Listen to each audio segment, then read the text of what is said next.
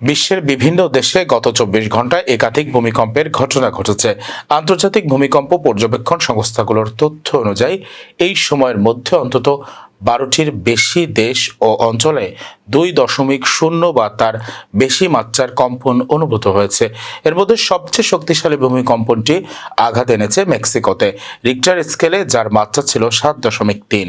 এছাড়া ফিলিপাইন ও ইয়েমেনে ৫.৩, নিউজিল্যান্ডে ৫.২, সলোমন দ্বীপপুঞ্জে ৫.১ এবং তুরস্কে ৫.০ মাত্রার ভূমিকম্প রেকর্ড করা হয়েছে।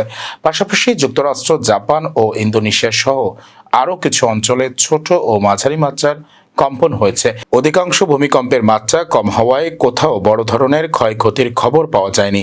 তবে ঝুঁকিপূর্ণ এলাকাগুলোতে সংশ্লিষ্ট কর্তৃপক্ষ নিবিড় পর্যবেক্ষণ ও সতর্কতামূলক ব্যবস্থা গ্রহণ করেছে।